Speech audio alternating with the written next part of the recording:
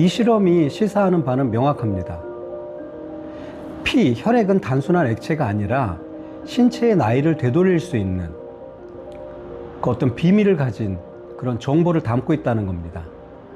젊은 피 속에는 세포를 재생하라고 하는 신호가, 그리고 늙은 피 속에는 염증을 만들라고 하는 노화의 신호가 들어있다는 뜻이죠. 인간의 욕망은 2000년 전이나 지금이나 똑같습니다. 바로 늙지 않는 거죠. 과거에 진시황은 불로초를 찾기 위해 수천 명을 바다로 보냈지만 결국 49살에 생을 마감했습니다.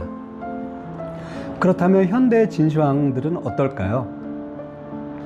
미국의 억만장자인 브라이언 존슨은 회춘을 하기 위해서 1년에 무려 25억 원 정도를 쓴다고 합니다. 그중 가장 충격적인 것은 자신의 10대 아들의 피를 뽑아서 자기 몸에 수혈을 한다는 사실입니다. 마치 현대판 흡혈귀를 보는 것 같죠? 도대체 그는 왜 이런 무모한 짓을 했을까요? 단순히 미쳐서일까요? 아닙니다. 그는 현대 과학의 발전, 그리고 어떤 가능성을 믿었기 때문입니다. 오늘은 이 기이한 실험 뒤에 숨겨진 우리 몸의 생물학적 메커니즘을 한번 뜯어보려고 합니다. 이 원리를 이해하신다면 여러분은 1년에 25억 원을 쓰지 않고도 우리 몸이 어떻게 노화를 멈추고 스스로를 회복하는지 그 비밀을 알게 되실 겁니다. 브라이언 존슨이 믿었던 건 스탠포드 대학에서 진행한 패러바이오시스라는 실험이었습니다. 쉽게 말해서 개체 연결 실험인데요. 두 개 개체를 연결하는 거죠. 연구진은 늙은 쥐와 젊은 쥐의 혈관을 하나로 연결해 봤습니다.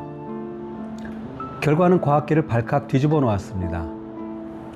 늙어서 비실비실하던 쥐의 심장이 다시 힘차게 뛰기 시작했고요. 굳어있던 근육은 다시 부드럽고 활기를 되찾았죠. 반면 젊은 쥐는 급격하게 노쇠하게 되었어요. 피, 혈액은 단순한 액체가 아니라 신체의 나이를 되돌릴 수 있는 그 어떤 비밀을 가진 그런 정보를 담고 있다는 겁니다. 젊은 피 속에는 세포를 재생하라고 하는 신호가, 그리고 늙은 피 속에는 염증을 만들라고 하는 노화의 신호가 들어있다는 뜻이죠. 그런데 여기서 흥미로운 반전이 일어납니다. 아들의 피를 수혈받았던 브라이언 존슨, 그는 결국 그 프로젝트를 중단했습니다. 왜냐하면 타인의 피를 억지로 넣는 것만으로는 효과가 오래 지속되지 않았기 때문입니다. 여기서 우리는 2000년 전 진시황도 그리고 현대의 억만장자도 놓쳤던 가장 중요한 자연의 섭리를 하나 마주하게 됩니다. 고대 철학자였던 헤라클레이토스는 말했습니다. 판타레이, 모든 것은 흐른다라고요. 우리 몸의 혈관 길이는 무려 10만 킬로미터 정도가 됩니다. 지구를 2바퀴 반이나 돌 수 있는 길이죠. 이 긴 도로가 돌아가지 않으면 아무리 좋은 젊은 피를 넣어도 소용이 없는 것입니다. 물이 고이면 썩듯이 우리 몸의 혈액도 흐름이 느려지는 순간 좀비 세포라고 불리는 노화 세포들이 독소를 뿜어내기 시작합니다. 자, 이제 이 거창한 과학 이야기를 여러분들의 거울 앞으로 가져와 볼까요? 나는 왜 조금만 먹어도 살이 찌고 물만 먹어도 살이 찌고 피부가 칙칙할까? 이 고민의 답이 바로 여기 있습니다. 여러분의 몸속 10만 킬로미터 도로가 어딘가가 막혀서 혈액 속에 택배가 배달되지 않고 있기 때문이죠. 25억 원짜리 시술 대신 과학적으로 내 몸을 살리는 살 빠지는 체질, 더 아름다운 체질, 즉 젊은 피가 흐르는 몸으로 바꾸는 3가지 메커니즘을 정리해 드리겠습니다. 첫 번째 솔루션, 혈액을 좀 더 낮추는 겁니다. 끈끈한 걸 낮추자는 얘기죠. 혹시 지방이 탄다는 게 무슨 뜻인지 알고 계신가요? 지방은 산소와 만나야만 에너지로 분해됩니다. 일종의 연소작용이죠. 그런데 우리 몸에 수분이 부족하면 혈액은 마치 케첩처럼, 그리고 마요네즈처럼 끈끈해집니다. 케첩처럼 끈끈한 피는 미세한 모세혈관을 통과하지 못하게 되죠. 당연히 산소 배달이 안 되고요. 산소가 없으니까 지방은 탈 수가 없습니다. 그래서 물을 안 마시면 숨만 쉬어도 살이 찌는 겁니다. 자, 이렇게 한번 해보실까요?